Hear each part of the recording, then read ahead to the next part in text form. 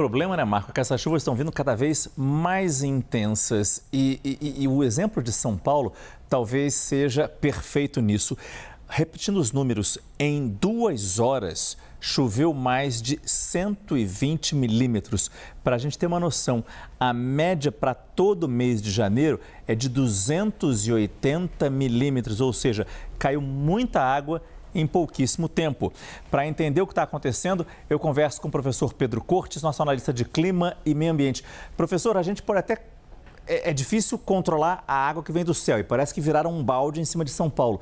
Foi muita chuva, mas a gente consegue administrar os impactos, pelo menos deveríamos, né? Boa noite. Boa noite, Márcio. Boa noite a todos. Veja, o que nós tivemos em poucas horas foi 1/3 da chuva prevista para todo o mês.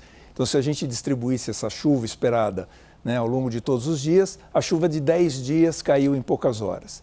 Isso é um volume muito grande.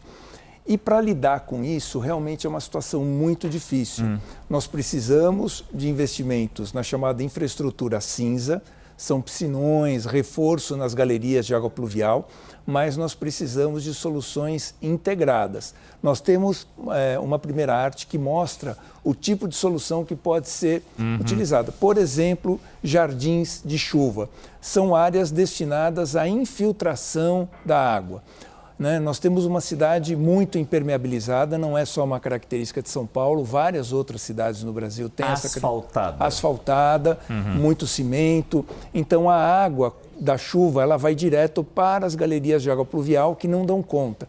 Então se a gente tivesse, por exemplo, um jardim de chuva, parques lineares, que são parques que acompanham o curso dos rios, normalmente utilizando a chamada várzea, a área de inundação, né?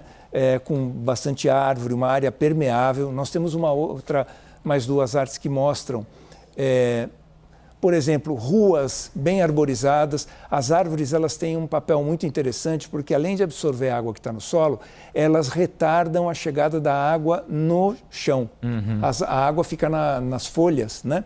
E também ruas permeáveis, ou seja, começar a pensar em utilizar, hoje nós temos, eu vou falar de paralelepípedos, mas não é exatamente isso, né? Nós temos calçamento que permite o tráfego de veículos com tranquilidade, sem sobressaltos, mas também permite a absorção da água. Porque a previsão é que essa chuva, esses temporais, esse volume de chuva, retorne à cidade. Exatamente. Isso vai virar É horrível falar um novo normal, mas vai ter uma rotina isso agora. Exatamente. Nós temos ao longo, né, pegando os dados do Instituto Astronômico e Geofísico da USP, desde o início do século passado, né, até hoje, então a gente vê uma tendência ao aumento do volume anual de chuvas e uma distribuição muito ruim dessa chuva. Essa chuva ela fica muito concentrada em determinados dias, em determinados horários. Ou seja, a gente não tem mais aquela chuva que vai ao longo de vários dias, uma chuva miúda. Não, nós temos pancadas muito fortes que caem em determinadas regiões. Se tem alguma coisa boa desse temporal todo, foi ver que o sistema de alerta funcionou.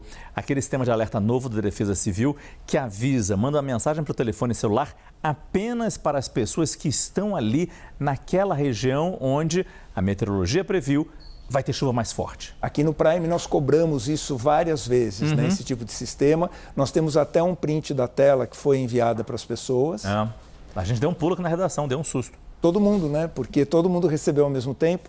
Veja, Defesa Civil, chuva forte se espalhando pela capital paulista com rajadas de vento e risco de alagamento. Mantenha-se em local seguro. Esse foi o primeiro alerta e deveriam ter sido enviados outros alertas para melhor circunscrever quais eram as áreas efetivamente atingidas. Porque, veja, nem todo mundo que estava em São Paulo recebeu esse alerta, né? Eles falaram, bom, pessoas que estão fora da área de risco, mas infelizmente a Defesa Civil se esqueceu que as pessoas se movimentam. Então é importante saber efetivamente dentro de São Paulo, que é uma cidade com 12 milhões de habitantes, quais são as áreas que foram afetadas ou que estavam no risco maior, né, para evitar que as pessoas se dirigissem a essa área. Então funcionou, muito bom, mas novos alertas deveriam ter sido enviados para melhor proteção da população. É um aprendizado. Se eles conseguiram circunscrever o local que teria chuva, eles poderiam também colocar isso em texto. A prefeitura ela tem um radar que acompanha isso, então ela teria condições de ativar melhor um alerta mais preciso. Muito obrigado, Pedro Cortes, analista de clima e meio ambiente da CNN Brasil.